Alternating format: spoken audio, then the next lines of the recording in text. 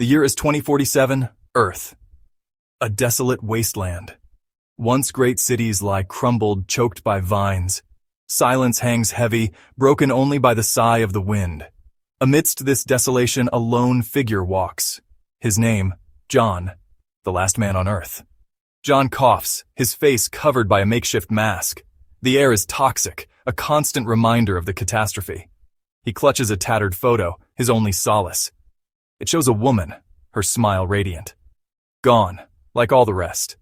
He reaches his shelter, a reinforced bunker hidden beneath the ruins of a skyscraper. Inside, dim lights flicker, powered by a sputtering generator. John collapses onto a cot, exhaustion claiming him. He dreams of a world teeming with life, a world that is no more. He wakes with a start, a cold sweat clinging to him. A noise, faint but there. He grabs his only weapon, a rusty pipe, and listens. Silence. He tells himself it was just the wind, but a chill runs down his spine. He is not alone. Days turn into weeks. The feeling of being watched intensifies. John sees fleeting shadows, hears whispers carried on the wind. They are not human. They are something else. One night, a high-pitched whine cuts through the silence. John rushes outside. Two crimson lights pierce the darkness, descending from the sky. He watches in terror as they resolve into two figures, their forms shifting, shimmering. Aliens. The figures land gracefully, their eyes burning with an eerie light. They are identical. Their features sharp and angular, their skin an unnatural shade of green. Twin sisters, their voices echoing with an otherworldly resonance. They introduce themselves as Zeta and Zora. John raises his pipe, his heart pounding. They speak of a prophecy, of a chosen one who will either help them conquer this world or be destroyed. John is their only hope. He scoffs. He is just a man, the last of his kind, facing beings of unimaginable power. Zeta and Zora demonstrate their power. They control the elements, summoning storms with a flick of their wrists. They can move objects with their minds, hurl bolts of energy. John realizes the futility of resistance. He retreats to his bunker, sealing himself inside. The sisters' laughter echoes outside, chilling him to the bone. He knows he can't stay hidden forever. They will find him. He has to escape, but where can he go? Days turn into a blurry nightmare. He rations his dwindling supplies, the silence punctuated by the sisters' taunts. He knows they are toying with him, savoring his fear. He catches glimpses of their crimson eyes through cracks in his shelter, their gaze burning into his soul. One day the taunts cease. Silence descends, heavier than before. John's heart races. He knows they are preparing for something. He has to make a move, but any action could be his last. John decides to risk it all. He waits for nightfall, then slips out of his bunker, hugging the shadows.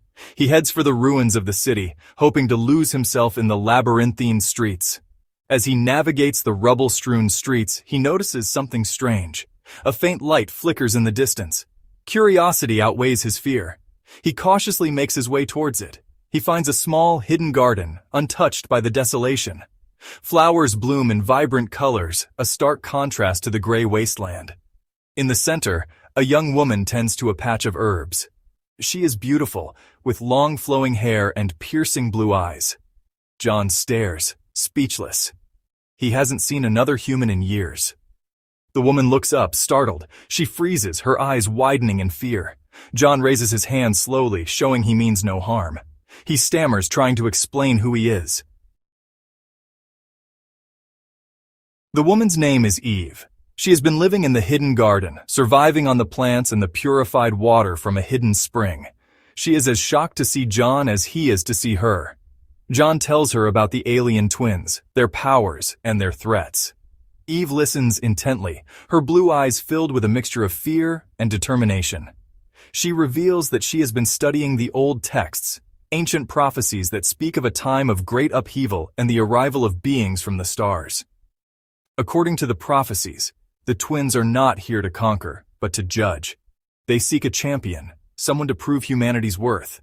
If John succeeds, Earth will be spared. If he fails, the planet will be destroyed. John and Eve make a pact. They will face the twins together. They may be the last man and woman on Earth, but they are not without hope. They have each other, and they have the will to fight for their future. John and Eve spend the next few days training, preparing for the confrontation with the twins. John teaches Eve how to fight, using his rusty pipe and whatever debris they can find as weapons. Eve shares her knowledge of the prophecies, trying to decipher their cryptic messages. As they train, a bond grows between them, a spark of connection in the face of despair. They share stories of their past, their families, their dreams. For a brief time, the desolation fades, replaced by a glimmer of hope. However, doubts linger in John's mind. Can they really defeat beings with such power? Are the prophecies true, or are they just clinging to false hope? He pushes these thoughts aside, focusing on the present. He has to believe for Eve, for himself, for the future. As the day of the confrontation approaches, a sense of foreboding hangs heavy in the air. The wind whispers their names, carrying the scent of ozone and a strange metallic tang. The crimson gaze of the twins seems to follow their every move, a constant reminder of the danger they face. The day arrives.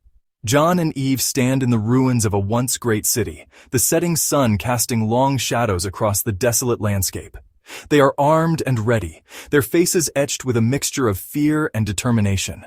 The air crackles with energy as Zeta and Zora appear before them.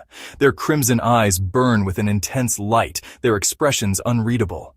They speak of their purpose, their quest to find a worthy champion. They have chosen John, but Eve's presence throws a wrench into their plans. The twins are intrigued by Eve, sensing a power within her that rivals their own. They reveal a shocking truth. Eve is not just the last woman on Earth, she is the last of a different lineage, a bloodline imbued with ancient powers. Powers that could either save humanity or destroy it. John and Eve are stunned. They had no idea. The prophecy takes on a new meaning. This is not just about John, it's about Eve, about the choices she makes, the powers she chooses to embrace. The twins challenge John and Eve to a duel. Not a physical fight, but a test of will, of spirit. They create an illusion, a vision of Earth restored to its former glory, teeming with life and beauty. They offer it to John and Eve, but only if they turn against each other. John sees a life with Eve, a family, a future. Eve sees a chance to rebuild her world, to use her powers for good.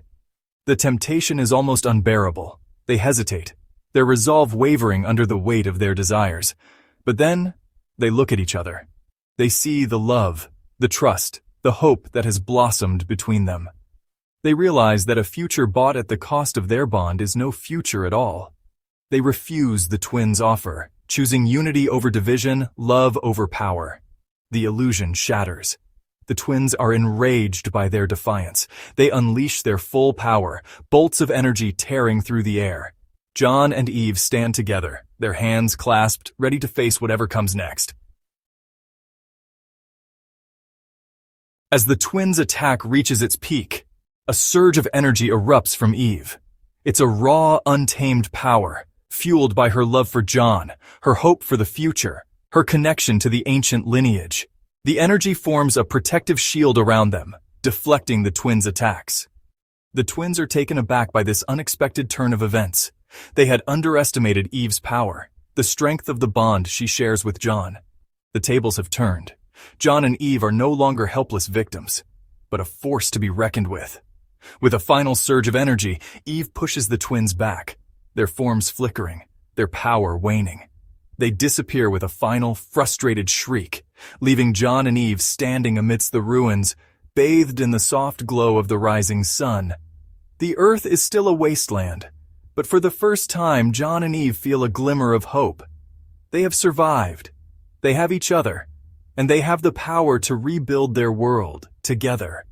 The future is uncertain, but they face it hand in hand, ready to write a new chapter in the story of humanity. The last man and woman on Earth, no longer alone, but united in love and hope, ready to face whatever the new dawn may bring.